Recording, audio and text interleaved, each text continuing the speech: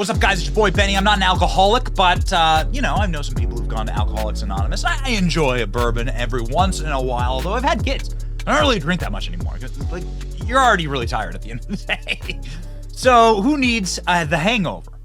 But if you do have a hangover, and if you do have an alcohol problem, you go to Alcoholics Anonymous, and they tell you the first step. Step number one, and this has been proven out over generations, you must admit you have a problem. You must admit when you have been lied to. You must admit for every single problem to be righted, you must first say, well, it's my fault. I believed a lie. I did something bad.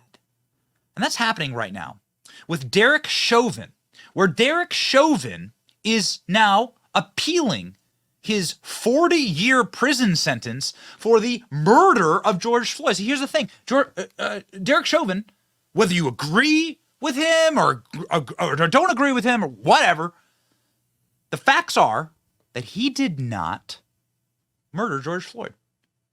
These facts are demonstrable, they're empirical, and he may well get his conviction overturned. In fact, the facts are on his side. What you're seeing right now is the official autopsy for George Floyd. This official autopsy says that there was no neck injury. Remember, the murder of George Floyd was because there was a knee on the guy's neck, and that caused him to suffocate and die, right? That's what you were told. The first step is admitting you have a problem, admitting that you have been lied to by the corporate press for an agenda. The official autopsy says no life-threatening injuries. I'm reading to you directly from it. No injuries of the anterior muscles, neck, or laryngeal structures. No scalp, soft tissue, skull, or brain injuries. Incision or subcutaneous dissection of the posterior and lateral neck, shoulders, back, flanks, and buttocks. Negative for any trauma. So they checked everywhere. There was no trauma. What did he have?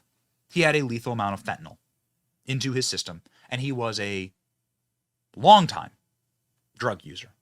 We know that, of course, via his arrest records and via his personal family history. Those are the facts, whether you like them or not. You don't have to like them to know that not only that, but clearly people lied to get on the jury pool in order to convict Derek Chauvin, who was the Minneapolis police officer who kneeled on the neck of George Floyd. We know this. On its face, the conviction should be thrown out because of clips like this. To the issue of venue, Mormon also believes juror Brandon Mitchell lied during jury selection. This conviction, like I said, hopefully just sparks some type of change. Mitchell, who sat for a Fox 9 interview, never disclosed that he had attended an MLK anniversary march in Washington, D.C., wearing a, quote, "Get your knee off our necks, Black Lives Matter t-shirt." Oh, okay. So he wore a "Get Your Knee Off Our Necks" BLM t-shirt. Do you think that would potentially poison a jury pool? A guy like that lies to get on the jury pool? There are convictions that are thrown out for far less, actually.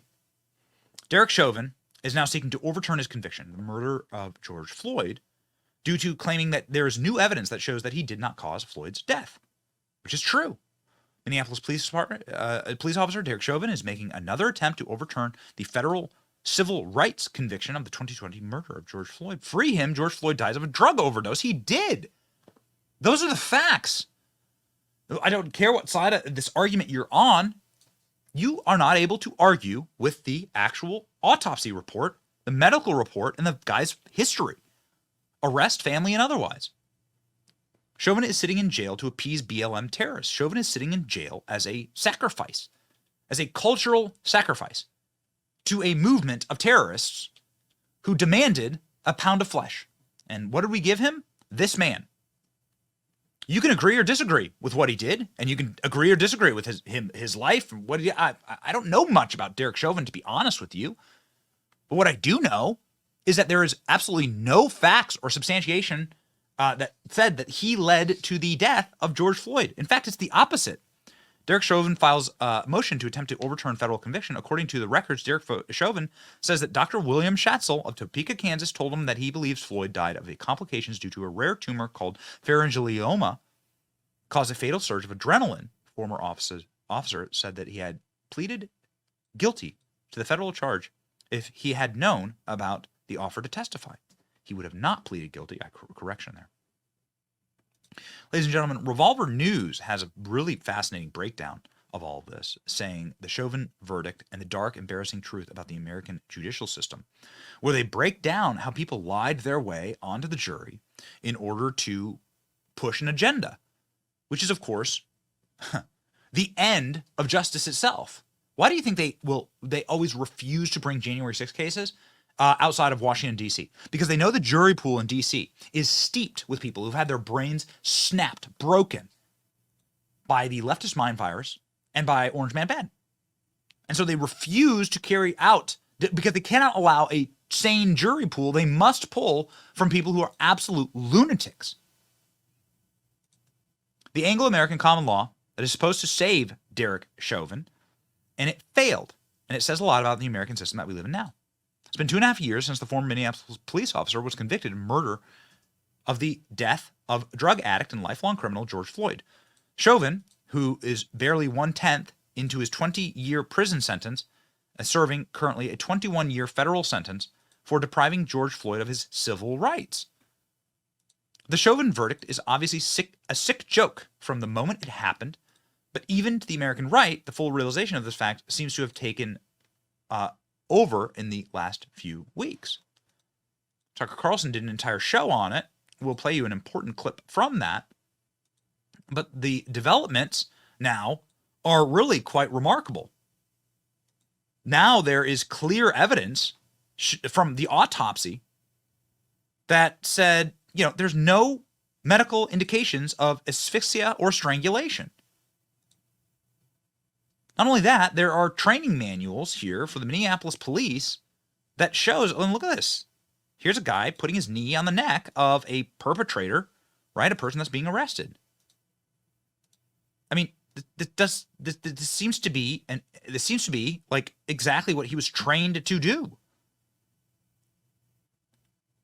So wait a second, like this doesn't make any sense to us. And here, of course, you can see a jury pool member.